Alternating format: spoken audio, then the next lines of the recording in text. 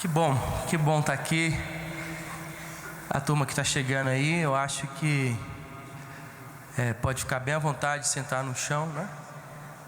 Como é que funciona quando chega? Vai chegando. Tem lugar aqui, viu? Eu acho. Tem mais 2 lugares aqui. Quem quiser vir assim. Eu acho que pode, né? Tá marcado aí? Não? A proposta dessa noite é mais do que cantar as canções que vocês conhecem, mas tentar falar um pouco do que está por trás delas em algum sentido, não como premeditação, mas como experiência de consciência, né?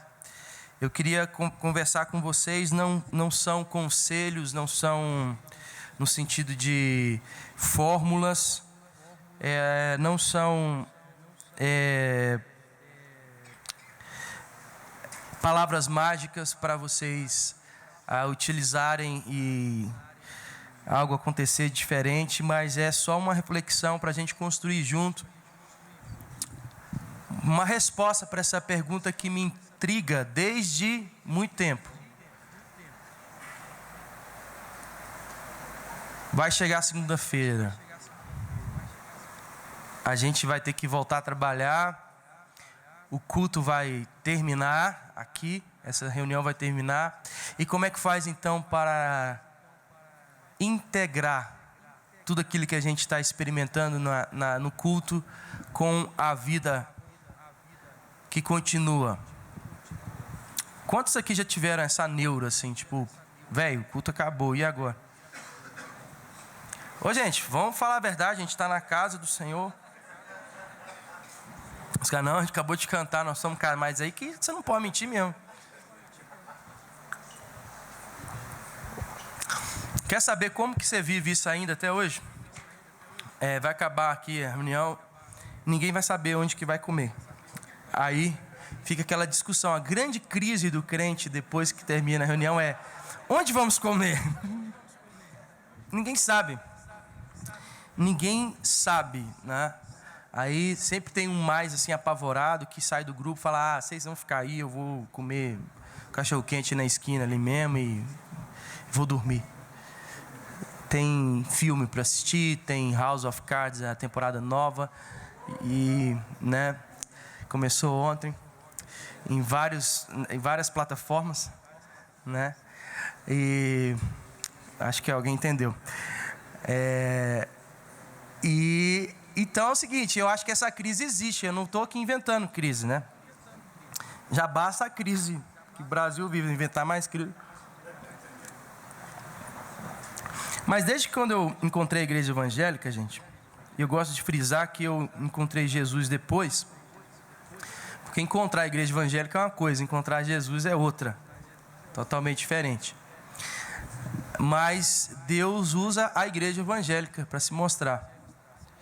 Isso é muito legal, porque foi na igreja que tempos depois, já participando de louvor, né, já falando, que eu fui ter um encontro pessoal com Jesus. Mas desde quando eu encontrei a igreja e encontrei uma família, o pessoal mais das antigas contavam experiências assim cabulosas de como que eles conseguiram nos anos 80, nos anos 70, inserir a guitarra elétrica na reunião.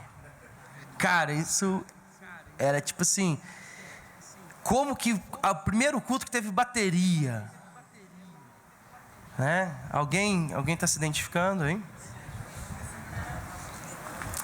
Não revele a sua idade, Gerson.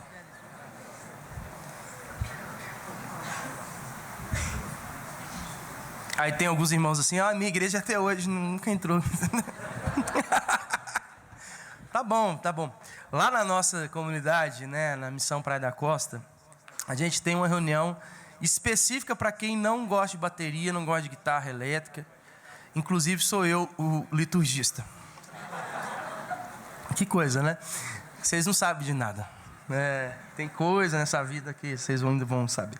Mas tem um culto clássico lá. Então, assim, ainda é possível existir na mesma comunidade esse tipo de reunião. Mas o que eu quero frisar aqui, com essa introdução, é que lutar por isso hoje, em pleno século 21, e às vezes a gente para contar e a gente já chegou no século 21, lutar por isso hoje soa assim meio anacrônico, meio assim, sem propósito, meio, cara, que guerra é essa? Já ganhamos. Porque a diversidade litúrgica no Brasil é uma realidade. Você encontra desde o culto clássico a cultos animados ao som do calypso, né? E a irmãzinha solta o cabelo, e os irmãos chegam junto, e o fogo cai. Que fogo que é, não estou ligado não, mas cai. E tem culto assim, né? Imagina você entrar no culto, tá assim, tal, e rola, tem isso. Se você não gosta de punk rock, tem calypso. Se você não gosta de calypso, tem funk, tem culto do funk. Tem culto dos... Cara, eu fui num culto outro dia, lá em Curitiba, na igreja, e amei os caras, mas eu assustei. Assustei, porque no meio da reunião, eles ficavam assim, era muita gente assim na frente, e os caras... E aí, de repente, o pastor, o líder, né, ficava assim, santo, santo, a igreja toda, santo, santo.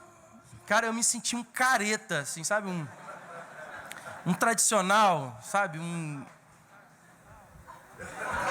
eu ficava assim, velho do céu, o que é isso?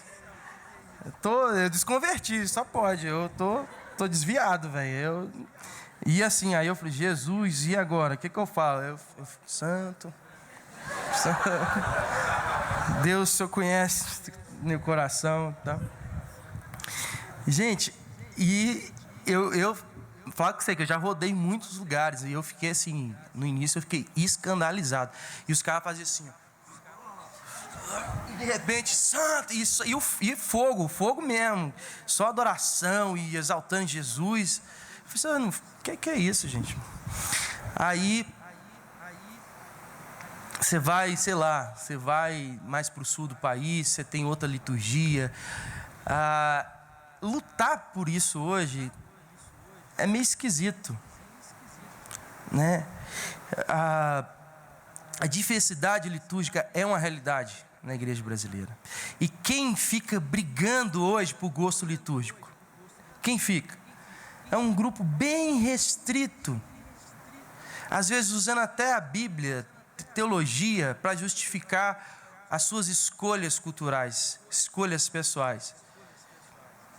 E esse é um grupo que ainda faz um certo barulho, mas é um grupo pequeno, porque eles não levam em consideração o fundamento que norteia o culto cristão, aquilo que está presente lá no Novo Testamento. O que norteia o culto cristão? Qual que é a base? Qual que é o centro do culto? Cristo. Cristo é o centro. Pão e vinho, carne e sangue. Não interessa qual que é o embrulho disso, mas qual que é o sentido, o conteúdo. Se é Cristo. Se Cristo for o centro, se tiver ágape, se tiver reunião para ceiar, aí é culto cristão. Mas, gente, se é rock, se é funk, se é MPB,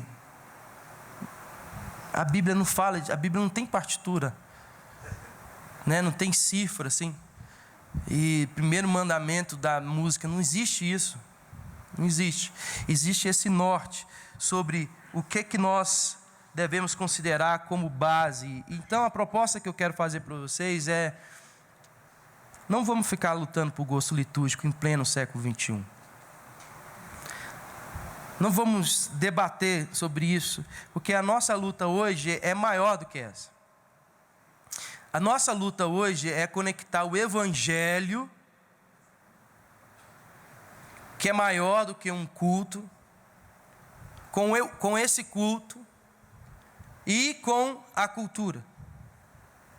O nosso desafio é esse: é nos apropriarmos do Evangelho, chegar junto do Evangelho E é preciso entender, assim, o culto cristão, discutir, assim, valores, princípios, sim, mas reconhecer que o Evangelho não tem uma boa notícia apenas para as nossas reuniões litúrgicas é muito importante também. O Evangelho não é um manual litúrgico. Tem a base da liturgia ali? Tem. Porque tem umas coisas, aberrações que rolam por aí, né? De barganha, de troca. Mas reconhecer que a Bíblia não se reduz a isso. Não se reduz a uma boa notícia para as nossas reuniões eclesiásticas. O Evangelho diz respeito ao todo da vida. Pensando nisso, que eu queria conversar com vocês, então, a primeira pergunta. Essa primeira pergunta é justamente o que é o Evangelho. Se o Evangelho não é uma liturgia, se o Evangelho não é uma reunião cristã, conhecida como culto, o que é o Evangelho? Quem pode me dizer o que é o Evangelho? Vai, gente, pode falar. Quem sabe? Boas novas. Mas que boa nova? Qual que é a boa? Qual que é a boa, gente? Salvação, Jesus. Que Jesus? Tem muitos Jesuses. Tem muitos Cristos. Elabora mais, gente. O que é o Evangelho? Lembra de Mateus 28? Jesus enviando os discípulos, ele fala: toda autoridade me foi dada nos céus e na terra. Ponto. Ide, portanto, e fazei discípulos de todas as nações, batizando-as em nome do Pai, do Filho e do Espírito Santo, ensinando-as a guardar todas as coisas. E eis que estarei convosco todos os dias até a consumação do século. Presta atenção numa coisa que se repete nesse envio, nesse resumão. Toda autoridade.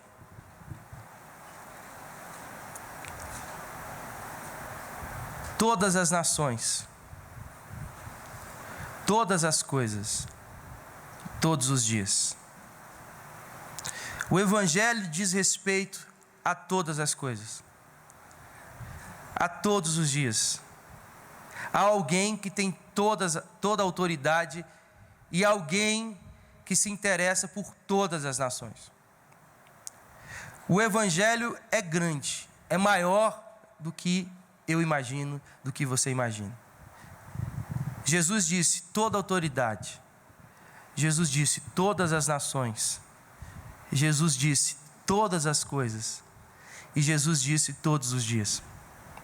Então o Evangelho diz respeito a meu sábado, se é adventista ou não, ao sábado, ao domingo, à segunda, à terça, à quarta, quinta, sexta, e vai. O Evangelho fala de alguém que tem toda a autoridade, e por isso nós vamos, por causa da autoridade dele. O Evangelho diz que Deus não tem assim uma predileção por uma tribo, por uma casta, por um grupinho, por um estilinho, por um gênerozinho. Ele se interessa por todas as nações. O Evangelho não diz respeito a uma parte da nossa vida determinada como culto, como liturgia, mas o Evangelho diz respeito a todas as coisas. Você quer saber um hino que os irmãos cantavam antigamente? Está lá em Colossenses, capítulo 1, 13 a 23, não precisa você abrir não, mas depois se você quiser anotar. Lá fala de um Jesus que a gente perdeu de vista. Por isso que falar sobre Jesus hoje é bem complicado. Quando as pessoas perguntam se eu acredito em Deus, eu gosto de responder: qual Deus? Quando perguntam se acredita em Jesus, qual Jesus? Porque tem Jesus louro, tem Jesus negão, tem Jesus Che Guevara, revolucionário. Tem Jesus PSDB, né? Tem Jesus de tudo quanto é tipo. Mas qual Jesus que a gente está falando? Se a gente for para a Bíblia, a gente tem grandes chances de acertar. Porque a gente não sabe qual que era a cor do cabelo dele, qual que era a cor dos olhos. A gente não sabe o dia exato do seu nascimento. A gente não sabe o que ele fez na adolescência, o que ele fez em parte da sua infância, até chegar aos 30. A gente não sabe o dia exato no calendáriozinho lá que ele morreu. A gente às vezes não sabe nem pronunciar o nome dele direito, porque uns falam que é Yeshua, outros falam que é Jesus, outros falam que é Jesus. Aí você fica, uai, mas teve um tempo atrás que você não podia falar Jesus, tinha que ser Yeshua, Hamashia. E aí você fica, uai, como é que eu vou falar agora com Deus? Então tem tanta coisa que a gente não sabe, mas tem coisa que a gente sabe, que está escrito na palavra de Deus. E lá em Colossenses capítulo 1, fala de um Jesus que reconcilia consigo mesmo todas as coisas. O texto diz que ele fez, através do sangue, a paz, reconciliou consigo mesmo coisas visíveis e invisíveis, tronos, soberanias. O texto diz que tudo foi criado por meio dele e para ele. A gente costuma reduzir a espiritualidade, o evangelho, somente nas coisas invisíveis. É ou não é? Fala a verdade, gente. Quando eu pergunto para vocês assim, o que é espiritualidade? Aí você fala assim, deve ser coisa assim, ver anjo, sei lá, ter um sonho, uma revelação, sentir arrepio, sei lá, falar em línguas, sentir umas coisas. Mas o texto de Colossenses, capítulo 1, fala de um Deus que reconcilia o cosmos com Ele mesmo, a terra, a criação. E o texto é tão engraçado que ele vai citando várias coisas nos céus e na terra, as coisas criadas, que foram desfragmentadas, abaladas pelo pecado, pela queda, e Jesus reconcilia com ele todas essas coisas, e aí ele vai falando tal, do céu, da terra. Aí chega um momento que ele fala assim, inclusive vocês. O texto é tão engraçado, depois vocês vão ler. Fala da criação, fala de tudo, visível, invisível, de anjo, tudo. Aí depois vira para o leitor e fala assim, inclusive vocês, inclusive seres humanos. Então a reconciliação é uma palavra-chave para a gente entender o Evangelho. O Evangelho diz respeito a um Deus que reconcilia consigo mesmo todas as coisas, através do seu Filho. O Evangelho é essa boa notícia. Aquilo que estava separado não está mais. Aquilo que estava distante não está mais. O filho que tinha ido embora voltou. Já viu quando Jesus vai falar do Evangelho? É isso. É um filho que está voltando. É alguém que está socorrendo aquele que está caído. Reconciliação. Então o Evangelho, gente, Deus reconciliando consigo mesmo todas as coisas. Gravem isso. Segunda pergunta. Eu acabei de dizer o que é o Evangelho. Agora, o que é o culto? O que é o culto cristão, gente? Fala para mim. Vocês veem tantos cultos, apesar que esse culto que é de 15 dias, 15 em 15, né? Mas tem culto amanhã, né? O que é o culto, gente? Fala aí para mim. Alguém se habilita? Já falamos até, né? Um pouquinho. Chuta aí. Por que você reúne? Para que você reúne? Buscar bênção, né? Tá apertado de grana. Tá sem mulher. Tá ruim de saúde, né, filho? Tá precisando libertar, tirar uns encostos. Pois é. O culto. Para a gente entender um pouquinho do culto, eu vou tirar o microfone aqui, acho que ficar mais à vontade. Hã? O quê? O quadro? Bonito quadro, né? Tem um microfone aqui? Não, isso aqui mesmo tá bom.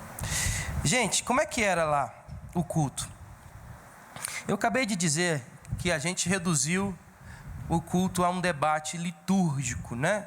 Sobre gosto litúrgico, sobre ter bumbo não, ter bateria ou não, guitarra ou não. Como que era o culto? Atos 2, 42, 47, eu preciso ler isso.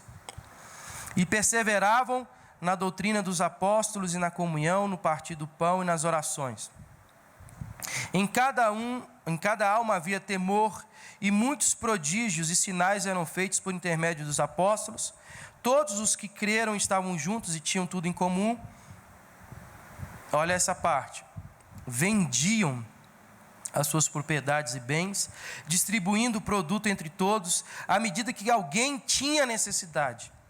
Diariamente perseveravam unânimes no templo, partiam pão de casa em casa e tomavam suas refeições com alegria e singeleza de coração, louvando a Deus e contando com a simpatia de todo o povo. Enquanto isso, acrescentava-lhes o Senhor dia a dia os que iam sendo salvos.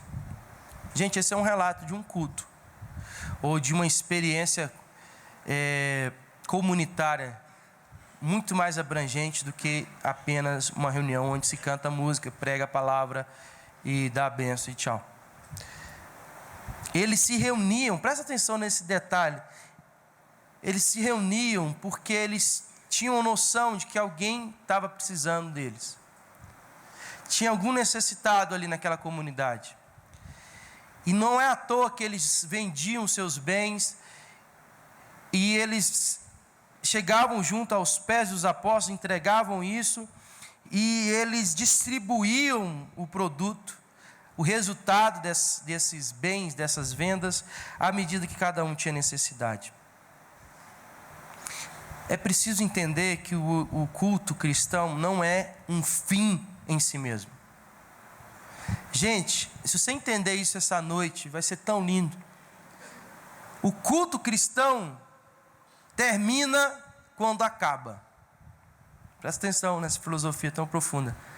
O culto cristão termina quando acaba. E quando é que acaba o culto cristão? Quando os presentes encontram os ausentes. Quando aquele que tem encontra aquele que não tem. Isso alguns já usaram para simbolizar, para criar uma analogia em relação a esse movimento da igreja. Usaram a ideia de força centrífuga, que é um giro que sai do centro para fora. E o engraçado é que o movimento gospel, desculpa se você é gospel, mas eu vou falar com o maior carinho, mas o movimento gospel ele gira, mas ele gira para dentro. Ele gira para o umbigo.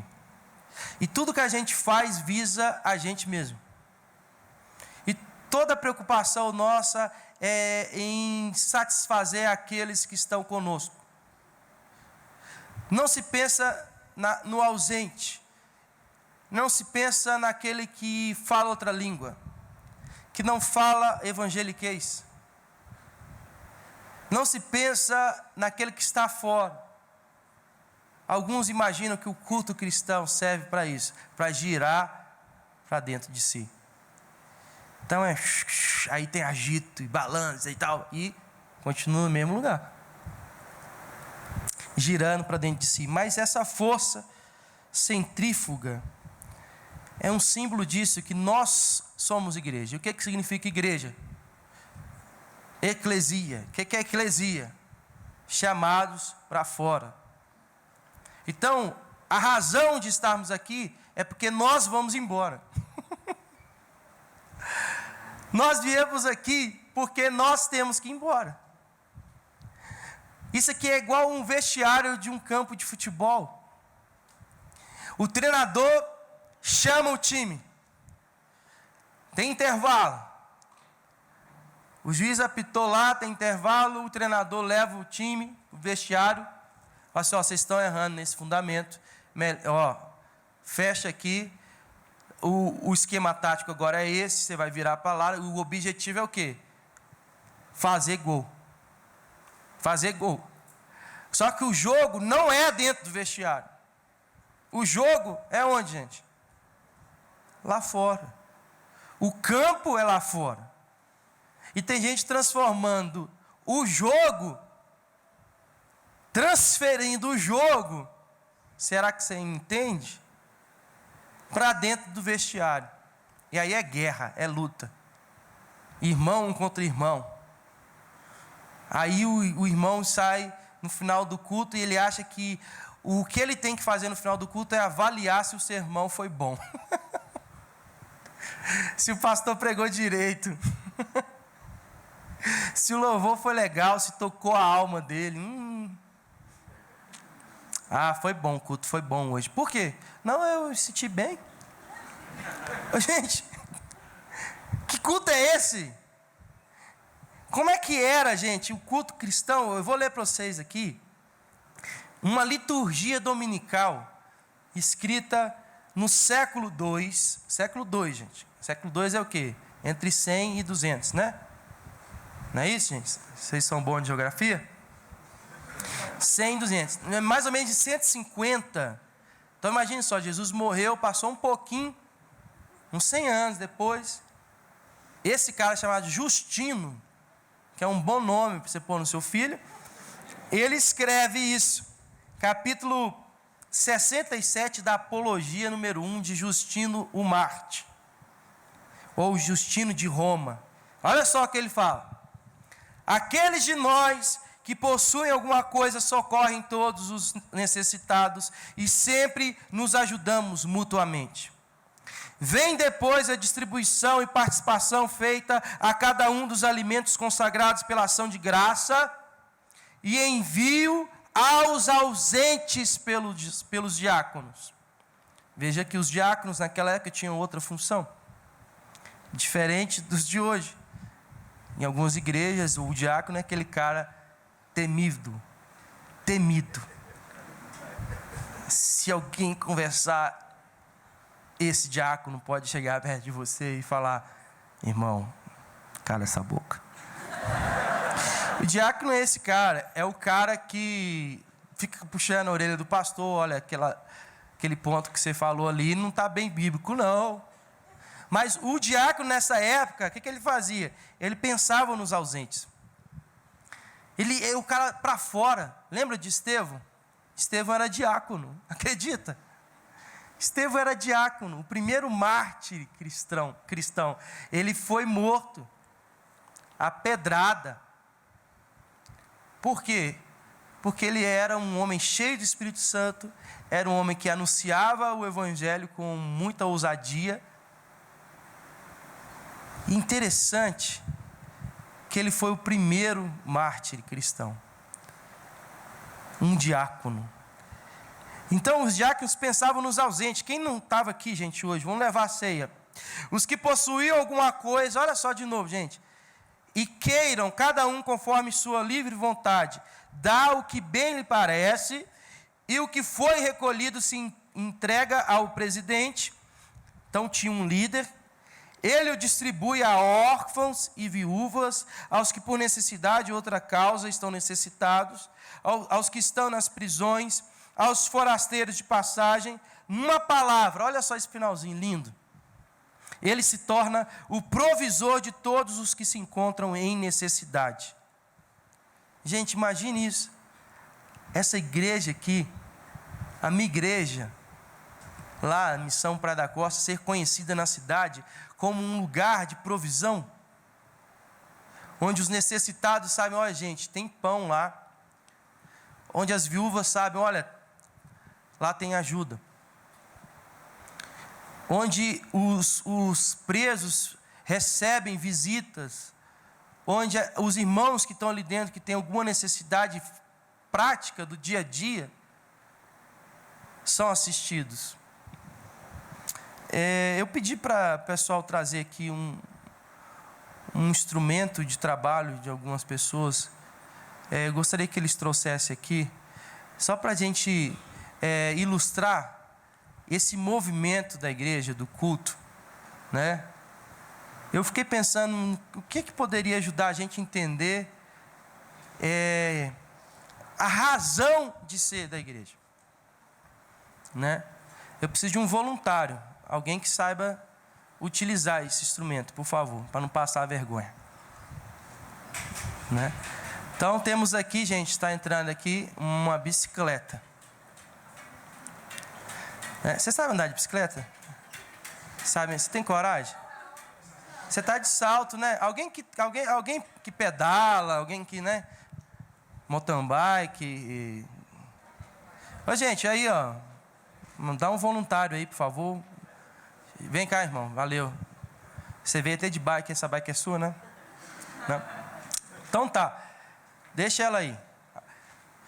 A gente acha que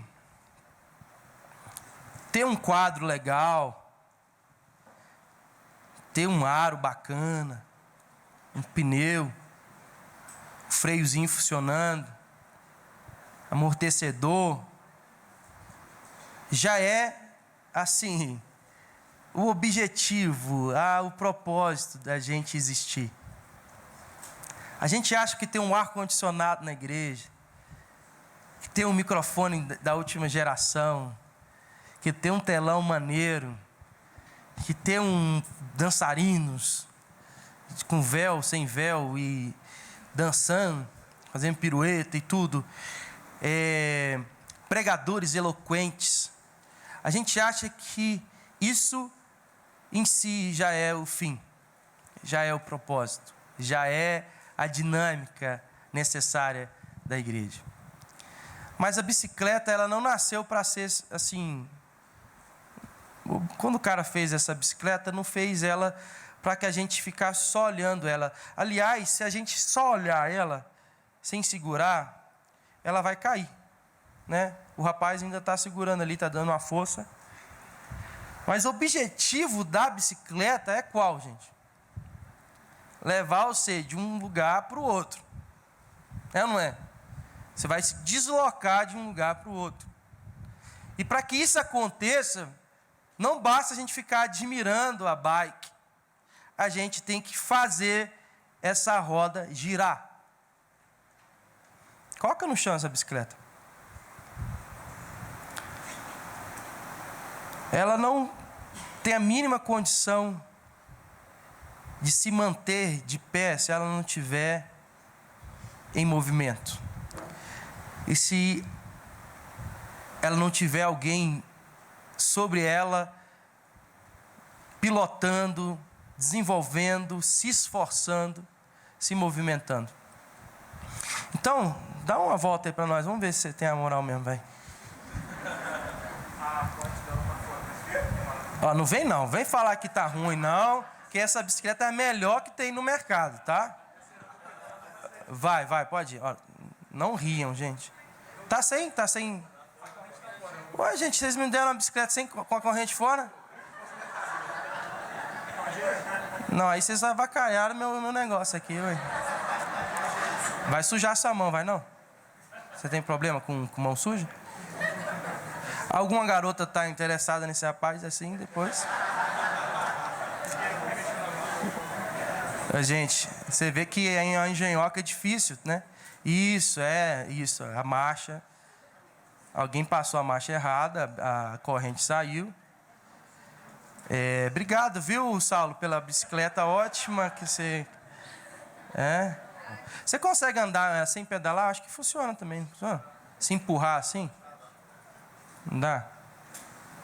Opa, mexeu ali, gente. Tá bom, filho, você tentou, valeu, né? Uma salva de palmas para ele, gente. Nossa, demais. Muito lindo. Exatamente. Isso é muito simbólico, isso é profético. Isso é profético, gente. A gente não pode ser essa engrenagem sem encaixe. Está faltando encaixe, está faltando relacionamento. Amém? Está faltando relacionamento. Precisa relar esse negócio na outra coisa aí, ó. Vai, meu filho, rela esse trem. Já era. Obrigado, filho. Obrigado. Mas para funcionar, todo mundo já viu uma bicicleta andando, né? Graças a Deus. E a gente fica brincando com esse negócio, mas eu levo super a sério, gente, esses detalhes. Né? Deixa aí o pessoal nunca mais esquecer de que precisa de uma corrente, que precisa de um encaixe, né? Antes de tudo. Dá para fazer uma pregação, um discurso lindo sobre isso. Mas o que eu quero dizer, gente, é isso. Se você não movimentar, a bicicleta não vai ficar de pé. Quando a gente para de pedalar, a bicicleta cai, né? E você cai junto também. E a gente está aí admirado com todo o design, toda a beleza da bike. E a gente não tem colocado essa bike de pé. E para colocar a bike de pé, a gente tem que pedalar. E a gente tem que pedalar na direção do outro. A gente tem que se movimentar na direção do outro. A bicicleta é um símbolo disso, de um movimento. E eu queria que você gravasse isso, que o culto não é um fim em si mesmo. Que o culto só faz sentido quando a gente encontra aqueles que não estão aqui. O culto é uma reunião de treinamento, onde a gente descobre juntos o que fazer para servir melhor a cidade. O que fazer para servir melhor o nosso bairro, a nossa família, a sua esposa, os seus filhos, enfim, tem a ver com o outro. Tem a ver com esse movimento, com esse passo, com essa engrenagem que precisa funcionar. Bem, por último, gente, e eu quero abrir para perguntas, você já vai pensando aí, a gente vai interagir. Lembrando que eu não estou aqui para dar a fórmula do sucesso, mas contar um pouco do meu testemunho também nesse percurso. Eu queria responder a última pergunta. Eu disse o que é o Evangelho.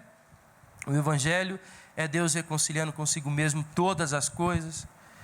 Eu disse que o culto é uma força centrífuga, é um movimento de dentro para fora, que o culto deve ser pensado não só como identidade, mas como responsabilidade. É preciso pedalar, é preciso se mover, é preciso fazer essa roda girar e sair do lugar. A gente não pode girar em volta de si mais. Mas eu quero responder a última pergunta: o que é cultura? Tem gente que acha que cultura é assim, cultura é um negócio chique. Cultura é você chegar perto do Chico Buarque, assim, começar... cultura é o quê? Gente, cultura, o grande gênio Rubem Alves falava o seguinte: cultura é o jeito de ser gente. É modo de ser.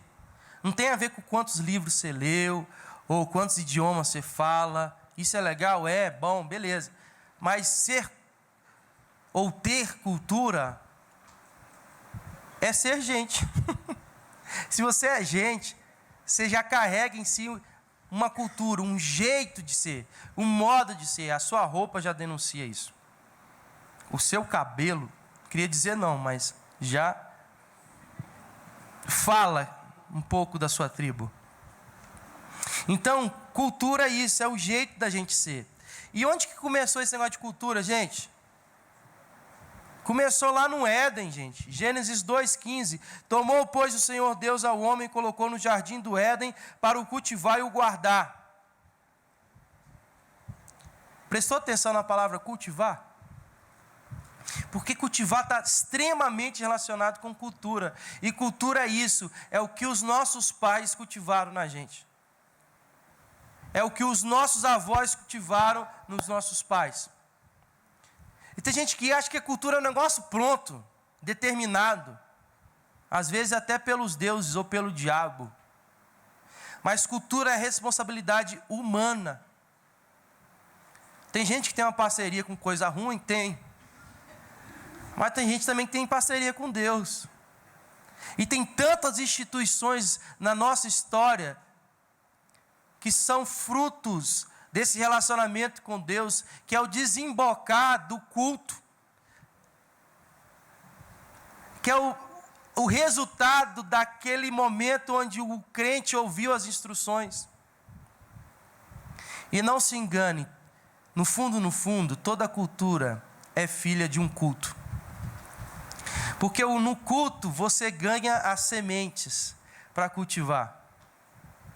E tem gente semeando umas coisas esquisitas, porque o seu Deus é meio esquisito. Culto, cultivo e cultura são parentes, não só semanticamente, não só por causa das palavras, mas na realidade. Não é à toa que cultura tem a ver com cultivo, não é à toa que cultivo tem a ver com culto. Então, o fim do culto é a cultura. O resultado do culto é a cultura. A prova se o seu culto é alguma coisa, é a cultura. É o seu costume, é o seu hábito, é o seu jeito de ser. O seu jeito de ser é a prova do seu culto. É o testemunho visível, palpável da realidade cultica da sua experiência de vida. Então, gente, não existe hoje uma pergunta mais urgente ou uma questão mais urgente do que essa: relacionar o culto com a cultura. Relacionar o evangelho de Deus com o culto e com a cultura. E por que a gente não se envolve tanto com a cultura, gente? Porque a gente acha que não é responsabilidade nossa. E a gente esquece desse mandato de Deus que está lá em Gênesis. A gente tem uma responsabilidade. A gente foi chamado para cultivar. E não podemos esquecer que a história da humanidade começa num jardim. É ou não é, gente? Não é assim? Gênesis. Hoje a gente estava num restaurante e um jardim foi atender a gente. A mulher chamava Éden. Aí, cara, claro que a gente zoou ela, lógico, né? A gente faz bullying mesmo porque a gente ama, né? Então, o Éden, vou ficar lembrando da mulher agora. O Éden, gente, é começo, o Éden não é fim. Tem gente que eu vou voltar para o paraíso. Não, né? Peraí. Lá em Apocalipse fala que Deus vai nos levar para uma cidade santa, chamada Nova Jerusalém. É engraçado isso, que Deus começa as coisas em Gênesis num jardim, mas termina numa cidade. Quem é de São Paulo poderia ficar mais feliz com isso. Quem é da roça acha estranho esse negócio, né? Do interior, né? E todo mineiro, eu sou mineiro, tem um sonho, né? Ele vai para a cidade grande, sai do interior, vai para a cidade grande para ganhar dinheiro, porque quer ficar um pouquinho mais rico, para voltar para o interior, comprar um sítio e morrer lá. O sonho do mineiro é esse, né? Comprar um sítio. Né? Mas Deus fez o sítio. Aí falou assim: agora você vai ter que construir nesse sítio, vai ter que cultivar. E a gente tem um fim aí, que é a Nova Jerusalém. Então, gente, rapidamente, eu tentei dar um panorama do que é o evangelho, do que é o culto, do que é a cultura. Mas a pergunta ainda permanece: qual a nossa dificuldade de fazer essas coisas interagirem? De integrar evangelho, culto e cultura? Eu acredito que a gente precisa tomar pelo menos 4 decisões hoje. Primeira delas, a gente precisa recuperar um legado da teologia protestante e presente especialmente nos puritanos, que é a tal da teologia do trabalho. Gente, tem gente achando que a vida é cantar aquela música do Ed Mota. Eu não nasci por trabalho, eu não nasci para sofrer. Vocês não conhecem, vocês são tudo novinhos. Eu conheço porque eu entrei no Google. Mas o Ed Mota tinha uma música assim, que era sucesso. Eu acho que a gente canta isso até hoje, está lá no subconsciente. O crente sai do culto e fala assim: por que o culto está terminando, velho? Vamos fazer 3 tendas, Deus. Está tão bom aqui. A glória desceu. Nós rolamos no chão. Gente, eu não sou contra isso não, viu? Eu amo isso. Amo encontrar com Deus. E quando Deus pega, já era. Mas Deus... É engraçado que o Simonton, né, meu sogro, o pastor lá da igreja, ele fala isso: sempre Debaixo do monte da transfiguração tem um demônio fazendo confusão. É porque depois eles foram expulsar uns demônios lá, né? A história continua. Teve o monte da transfiguração? Teve, gente, é lindo, faz parte da história, mas peraí, não acabou não. Continua. Então a gente precisa aprender a trabalhar, a voltar aos princípios do trabalho. Tem gente que acha que Deus mandou a gente trabalhar de castigo mesmo, assim, agora você errou, você vai trabalhar. Ô, gente, quem já pensou isso? Não precisa levantar a mão não, mas assim, fala a verdade. Você não já acreditou nisso? Deus está me castigando, velho. Pegar esse busão aqui. Só pode, velho. Só pode. Isso não é de Deus. Trabalhar não é de Deus. Segunda-feira ainda. Ô, gente, mas o trabalho nasceu antes da queda. Antes da queda, o homem tinha muito trabalho. Tinha que cultivar, igual a gente leu. Tinha que dar nome. Ô, gente, você já deu nome para alguém? A gente tem 2 filhos, né? É difícil pra caramba. Dá briga, imagina. Aí a gente escolheu nomes assim, bem tranquilos, assim, Joaquim e Isabel. Né? Vai homenagear os portugueses e tal. Não foi isso não, porque a gente achou bonito. Mas dar nome é muito difícil, a gente tem tanta coisa, então dá trabalho. Trabalhar é muito bom, gente. É bênção. Então, é um legado da Reforma Protestante, é isso que eu queria que a gente pensasse. Eu acho que uma das coisas que a gente precisa fazer hoje é começar a falar mais de trabalho na igreja. Teologia do trabalho. Teologia da segunda-feira. Né? Vamos teologizar sobre a segunda. Seminário sobre a segunda. Conferência da segunda. Né? Ninguém vai, né? Conferência de segunda, aí quem vai mesmo? Começamos a falar sobre criatividade. A gente precisa começar a falar sobre criatividade, gente. Outro dia eu fui falar sobre criatividade num lugar. Aí tinha um cara, chefe assim da Microsoft, na plateia. Aí acabou o culto. Aí o cara chegou para me dar uns parabéns. Ele falou assim: tem 30 anos que eu sou crente. Eu nunca vi nenhum pastor falar sobre criatividade. Nunca. Foi lindo. Eu só não gostei desse laptop que você usa. Aí eu falei assim: nem tudo é perfeito. Se você quiser me dar aí um Windows aí. Mas, gente, a Bíblia está cheia de princípios sobre criatividade. Muita coisa. Um dia eu posso voltar aqui, já estou fazendo um convite para voltar, só para a gente falar sobre criatividade. Né? Tem tantos princípios legais.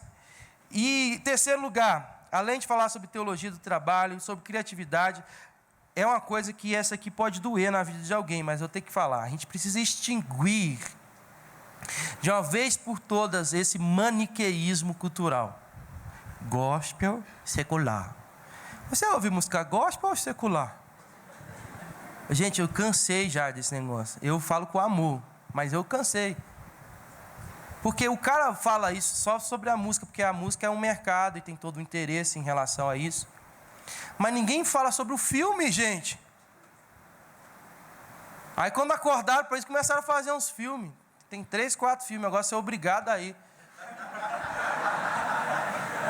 E tem que achar que tem que falar que é bom. Se você falar que é ruim, os caras, esse não tá crente não, esse rapaz. Tá, beleza. Aí assiste novela. A novela ninguém falava se era crente, se era gospel. Agora o Edi tá dando uma chance para os crentes. Mas e a vassoura? A vassoura que você compra é gospel, irmão? O garfo. Você sabe quem fez o garfo? Garfo tem um simbolismo, hein? Olha, hein? Irmão, o médico que você está indo operar, você está lá, o médico está com o bisturi na mão, aí você abre o olho e vai: o senhor é gospel? Gente, ninguém faz isso. Estamos subindo no avião. Antes de mais nada, antes de ocupar minha poltrona, eu só queria identificar a religião do piloto. Porque se esse piloto for ateu, eu não vou entrar nesse avião. Você faz isso? Não faz isso. Então, gente, é hipocrisia esse trem. E também tem outro detalhe: não é garantia de santidade ouvir música gospel. Pode atrapalhar essa santidade. Eu queria até te dizer isso. Dependendo do repertório, da gravadora, do artista. Porque tem tudo lá, mas não tem Jesus, não tem Cristo. Jesus está longe. Isso atrapalha. Santidade, santificação, só existe um jeito de ser santo. É quando o Espírito Santo habita em nós e ele vai mudando as coisas. Ele vai transformando. Porque você pode ser o cara mais correto do mundo, mas se não tiver o Espírito Santo, não é santidade. Então, vamos parar com esse maniqueísmo, gente. Vamos ser mais maduros, vamos crescer. Vamos parar de ser menino na fé. Vamos clamar mais a Deus, mais experiência, mais leitura bíblica, para fazer aquilo que a Bíblia orienta, que é discernir entre santo e profano. Entre aquilo que glorifica a Deus e aquilo que não. Aquilo que revela a glória de Deus e aquilo que não. Isso não tem nada a ver com gospel secular. Pelo amor de Deus. Você pega os provérbios, os salmos, tanta coisa que está ali junta da cultura da época, que é de outros autores. Você pega Paulo em Atos 17, conversando com a cultura, gente. Trocando ideia com os irmãos, citando poeta, citando filósofo. Pelo amor de Deus, vamos parar com esse maniqueísmo. Em quarto lugar, eu estou vendo gente falando para a gente ir para as áreas de influência. Estão falando dos 7 montes, das 7 esferas, dos 7, não sei o que, picos, 7 galáxias, 7, não sei o que, sempre é 7. Gente, aí os caras falam, não, nós precisamos ir para a mídia para dominar, para mostrar e tal, que nós somos poderosos, que nós não somos cauda, mas nós somos cabeça. Gente, nós não somos chamados para ser imperialista, não. Para fazer as pessoas agora vocês vão ter que engolir 10 testamentos, 2 todo dia. 10 mandamentos, testamento. Agora nós vamos dominar, vamos destruir a Rede Globo. O meu objetivo é destruir a Rede Globo. Gente, nós somos chamados, sabe para quê? Para ser testemunha. Testemunha. Quando alguém perguntar assim, como é que faz esse negócio assim de amor? O que é amor? O Latino fala isso. O Roberto Carlos fala isso. Esses crentes estão falando o quê, gente? Estão falando uns negócios de amor aqui diferente. É dar uma amostra, dar um testemunho. Deixar uma demonstração do que é ser gente. Qual que é o nosso jeito de ser gente. Qual que é o nosso jeito de ser brasileiro. Qual que é o nosso jeito de ser paulista. Quem está entendendo isso? É só isso, gente. É só isso. Amém? Vamos 3 perguntinhas aqui. Quem puder acender a luz. Tem microfone aí rodando. Lá atrás, o Liminha está ali atrás. Primeira pergunta. Fala seu nome, fique de pé, apresente-se. Tem que ser bem rapidão, gente, que a gente já estourou tudo. Meu nome é Felipe. Como? Felipe. Bom, primeiro eu quero dizer que é um grande prazer estar te ouvindo pessoalmente. Obrigado, Felipe. Há um tempo atrás eu estive também em Curitiba e eu me deparei com um bispo de uma igreja e ele era da nossa cidade, né, lá de Campinas, e ele foi para Curitiba e ele me perguntou o seguinte: e aí, como que você tá, tal. E nós fomos batendo um papo, ele falou comigo o seguinte: você já está trabalhando em tempo integral? Aí eu peguei e falei assim: sim, eu estou. Pô, que legal, tal, e por qual denominação? Eu falei: não, no meu trabalho mesmo. Como você que faz o quê, Felipe? Nessa época eu trabalhava em uma multinacional que fazia máquinas de lavagem de alta pressão. Uhum. E aí eu respondi... isso não se parece com o ministério mesmo. Lavagem de alta pressão, realmente. E aí Tá. eu respondi para ele o seguinte: cara, já estou trabalhando, eu entendo o local onde eu estou como ponto missional, né? E ele, não estou falando disso, estou falando ministerialmente. Eu gostaria só que você desse uma pincelada como a gente dialogar entre os evangélicos a questão de a gente entender que a integralidade em qualquer área da vida tem que estar em ponto de intersecção com o evangelho, e não só quando nós somos sustentados ministerialmente. Muito bom, gente. Vocês entenderam a pergunta dele? Tipo assim, o irmão trabalha em tempo integral ou parcial? É uma pergunta muito comum no nosso meio cristão, né? Então, hoje até o Gé estava brincando que ele era integral, agora está semi-desnatado.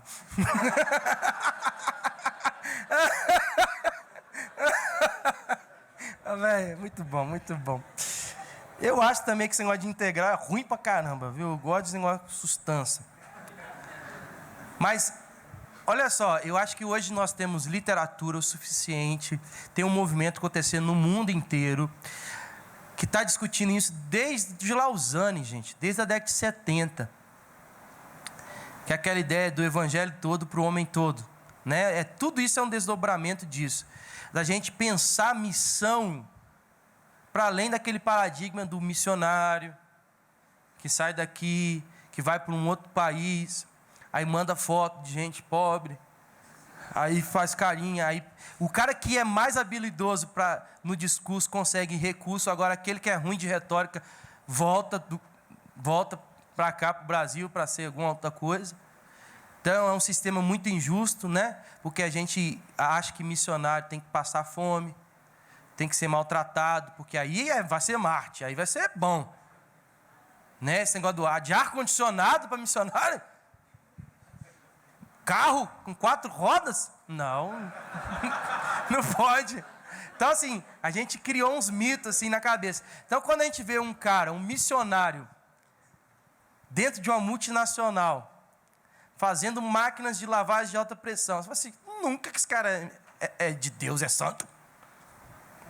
Esse homem, esse cara não tem a unção de um, sei lá, de um Finney, de um, sei lá, de um Spurgeon, de um Silas Malafaia.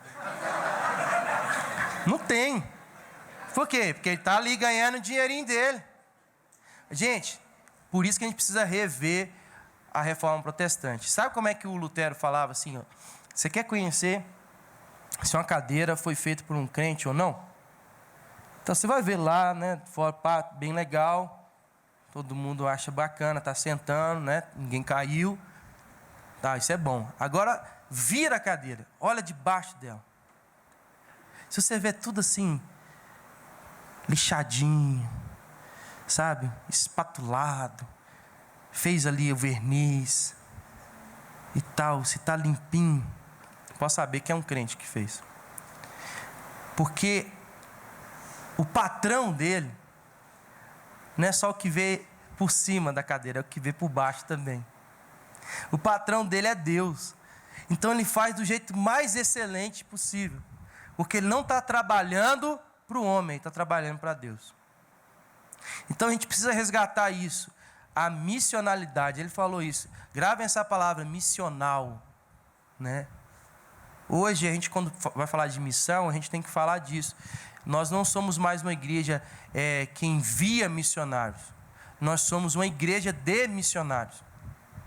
Se você está aqui hoje, se você é crente, se já entendeu o evangelho, você não tem como se entender como outra coisa a não ser missionário. Você é missionário, meu filho.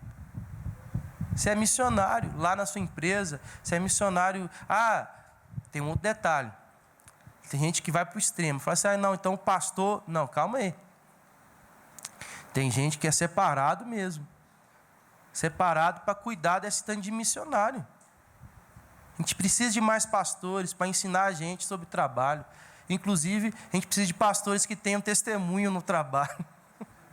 Que sabem fazer alguma coisa. Né? Vamos a outra pergunta. Outra intervenção. Não precisa perguntar, não pode falar, trocar uma ideia. Lá, levanta a mão, gente. Mais alguém? Vai, gente. Segunda pergunta é ruim, difícil pra caramba. Vamos pra terceira pergunta. A irmã ali. Já vai preparando a próxima, não é pra gente não... Né? A gente faz mais uma, daqui a pouco tem... Tudo bom, Marcos?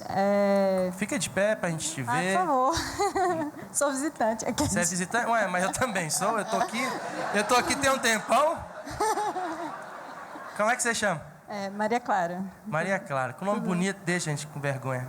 Vai, fala. Várias coisas, na verdade. Eu vou tentar encurtar, porque eu estava pensando muitas coisas enquanto você estava falando. Encurta mesmo, encurta. Né? Na verdade, quando você falou o que é cultura, eu fiquei, se tiver antropólogo, se tiver sociólogo, vai ter rolar treta aqui, né? Porque tem vários conceitos, tem, né? Verdade. Mas enfim, o que você falou do Rubem Alves, ele define maravilhosamente.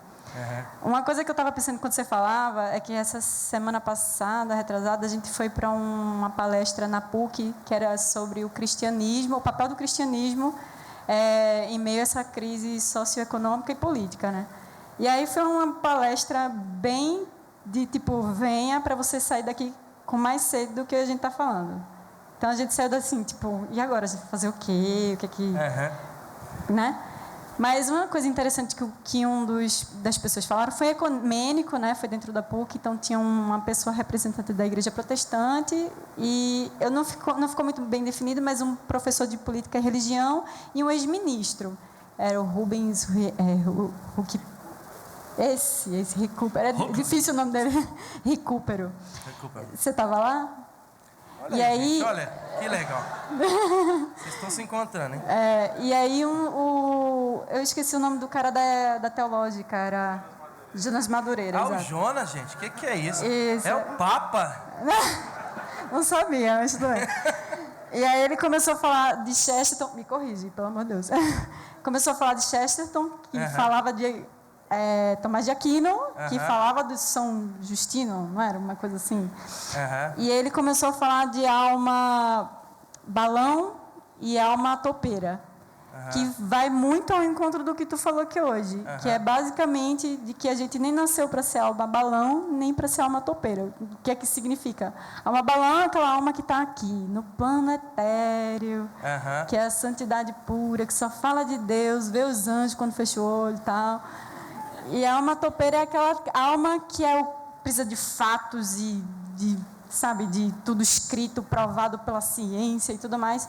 E no final das coisas a gente nasceu para ser árvore, que era para aprofundar as raízes no mais, muito né? Bom. E os galhos subir até as estrelas. É muito bonito, eu não sei repetir, mas é basicamente isso.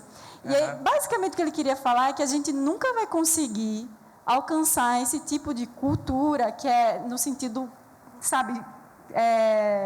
no sentido completo, pleno do que é cultura, que é ser gente, se a gente não estiver árvore, se a gente se mantiver nesse mundo etéreo, ou se a gente tiver como uma topeira que precisa dali. E no sentido, assim, nesse sentido, o que é que ele recomendava? Que a gente tinha que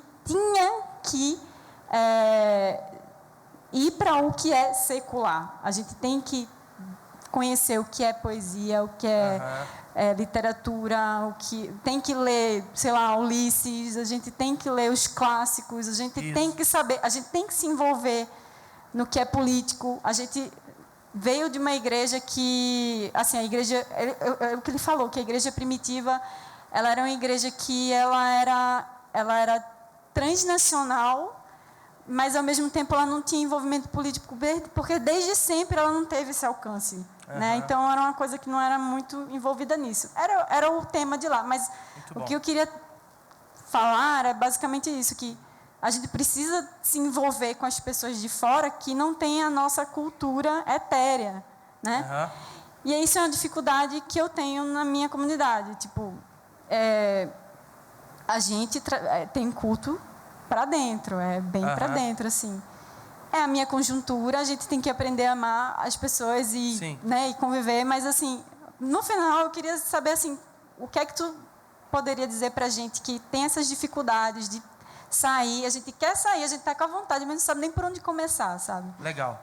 Gente, tem um texto muito legal, que é Gálatas, deixa eu pegar o endereço aqui, Gálatas 2, Gálatas capítulo 2, tem a discussão da galera que era judaizante não, era mais, desculpa a palavra, era a galera que evangelizava os judeus, né? Pedrão, Tiago, João, eles gostavam de Jerusalém, gostavam ali da turma, falava para os judeus. Eles ficaram sabendo de Paulo, aquele cara que matava, agora converteu, e tem 10 anos que ele está evangelizando gentios. E ele está fazendo um negócio errado, que ele não está mandando o pessoal circuncidar. Não está faltando uns negócios no rito. Né? Aí o que acontece? Paulo sobe para Jerusalém, leva Barnabé junto. Aí chega lá, Paulo fala que o resultado do primeiro debate teológico da história da igreja é que Pedro, Tiago e João, não cante essa música, eles, olha só o que diz o texto, reconhecendo a graça que me foi dada, Tiago, Cefas e João, que eram reputados colunas, me estenderam a minha Barnabé a destra de comunhão. Tipo assim, toca aqui, velho, é nós. Destra de comunhão. A fim de que nós fôssemos para os gentios e eles para a circuncisão. Recomendando-nos somente que nos lembrássemos do quê? O catecismo de Westminster. Não. Lembrássemos dos pobres. Interessante. E ele termina dizendo, o que também me esforcei por fazer.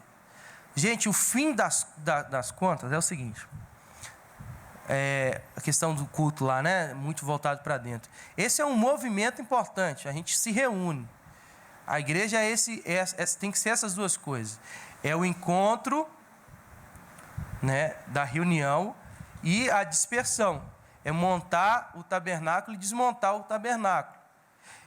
Ela é católica, como diz o nosso primeiro credo, é católica, é reunião de todos, mas é apostólica, é para todos, é para aqueles que não estão aqui dentro.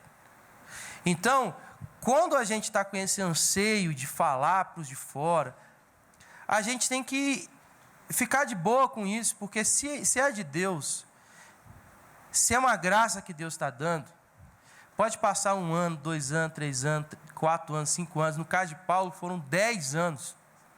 Passados 10 anos, eles foram ter com Paulo e reconheceram a graça de Deus na vida dele. Então, o meu conselho é o seguinte, não fique afoita. Não fique assim, ai meu Deus do céu, agora tem que falar para o mundo. Não, calma. Faça esse movimento da reunião e vá onde você tem que ir, na PUC, no trabalho, não sei o quê, e comece a desenvolver isso, a falar para os gentios, a dialogar com os gentios, porque em algum momento, aqueles de dentro vão olhar para você e falar assim, toca aqui, velho, é nós. E o detalhe, não se esqueça dos pobres. E eu acho que eu queria terminar com isso, não vai dar tempo para mais nenhuma pergunta. Pobre, gente, é um negócio complexo. Porque se eu falasse que você assim, me defina pobre, o que você falaria? O que é pobre? Fala assim, sou eu. Eu gosto do Jéssica, ele é bem sincero, né? Foi não? Oh, foi você, né, irmão? É você? Conheço um pobre, gente, olha, você nunca viu um pobre na vida? Agora, se eu falar assim, você agora é a Dilma. Calma, é só por 1 minuto. Nem por 1 minuto, 30 segundos. Dilma, o que é um pobre? O que um pobre precisa? ProUni, Bolsa Família. ProUni, o cara é chique. ProUni. O pobre precisa do Bolsa Família, da cesta básica. Gente, esse pobre tem na Bíblia, tá? Tem na Bíblia. A Dilma não está errada, não. Tem pobre que que é pobre que está precisando de cesta básica. Está precisando de comer, gente. Porque os caras comer não vai nem conseguir nem te ouvir. Está precisando de comida. Mas sabe quantas outras palavras tem na Bíblia, pelo menos para falar de pobre? Mais 7. Eu encontrei 8 palavras na Bíblia que falam de pobre. Tem pobre que é preguiçoso. Tem pobre que é assim porque foi espoliado. Não é esfoliado não, gente, é espoliado, roubado, né? Tem pobre que é deficiente, não consegue andar, não consegue, às vezes não é nem isso, ele não consegue, ele não tem ferramentas mecânicas, motoras, às vezes, enfim, paralisado, totalmente paralisado, sei lá. E ele não consegue desenvolver. E naquela época era muito mais complicado ainda. Quando o cara tinha uma deficiência, ele era jogado para fora da sociedade. Né? Hoje não, hoje a nossa sociedade é mais aberta para isso, tem mais tecnologia e é possível o cara ter alguma deficiência e ainda tá super ativo no mercado de trabalho. Mas naquela época não. Às vezes o cara adoeceu, às vezes o cara... Sabia que tem um pobre na Bíblia que é o pobre classe média? Que é o pobre de alma. O cara tem tudo, fala inglês, francês, tem dinheiro, tem mulher, tem filho. Mas ele é deprê. A Bíblia chama esse cara de pobre. Então, quando Pedro, João e Tiago falam para ele assim, não se esqueça dos pobres, Paulo, ele tinha isso em mente porque ele era um judeu. Pobre é aquele cara que tem alguma necessidade. E às vezes não é só necessidade material, gente. Teve um dia que eu estava falando sobre isso na igreja, aí quem estava assistindo era uma irmã que tinha sido resgatada pelo projeto da igreja com moradores de rua. E ela chegou no final e falou assim, eu amei quando você falou aquelas palavras, e na hora eu tinha as palavras lá em grego, não sei o que, falei. Eu amei aquilo, porque eu sempre achei isso, eu sempre achei que eu era rica, morando na rua. Porque eu não tinha o que comer, mas o pessoal me amava ficar perto de mim, porque eu sempre estou rindo. Eu estou sempre alegre, eu estou sempre contando uma piada. Então, o que ela é rica? É rica em alegria, rica em humor. Né? Então, é bom quando a gente é deprê, estar perto de gente que é alegre, né? Eu sou mais assim, mais introvertido. Então, quando eu encontro o Pedro do Borel, por exemplo, quem conhece o Pedro do Borel? Gente, aquilo lá é uma riqueza para mim. É uma maravilha. Eu casei também com uma esposa, com uma mulher muito alegre. Então, é ótimo que ela é a riqueza para a minha pobreza. Né? Eu canto que as músicas deprê, canto que ela vai me anima, me alegra. Né? Ela gosta de axé, essas coisas. Então, gente, quando fala assim, pobreza, né? Gente, não se esqueça dos pobres. Talvez tenha um pobre do seu lado que precisa da sua riqueza. Qual que é a sua riqueza? Porque, olha só, gente, para terminar, são muitas as pobrezas e são muitas as riquezas. A Bíblia chama a riqueza de dom, chama a riqueza de talento, de vocação. E Deus está fluindo os dons aqui, está fluindo talento, está fluindo visão, está fluindo... E aí você fala assim, pô, mas eu não fui chamado para falar, não fui chamado para tocar, mas você tem uma riqueza que é sua. E que o mundo está mais pobre porque você está guardando essa riqueza. Os puritanos falavam assim, que Deus nunca dá uma riqueza sem dar também uma pobreza para a gente dar fim para essa riqueza. Então, gente, eu queria encerrar dizendo isso. Eu acho que o caminho para a gente fazer essa integração é voltar a pensar sobre trabalho, falar sobre criatividade, parar com esse maniqueísmo, entender que a nossa responsabilidade não é uma responsabilidade de dominação, senão você vai pirar, porque o funk vai continuar existindo, música ruim, música brega, político safado, pastor ladrão, vai tudo continuar existindo. E a gente não foi feito para fazer uma limpeza étnica, no Brasil.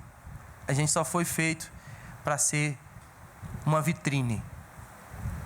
vitrine da glória e da graça de Deus. Que Deus te abençoe.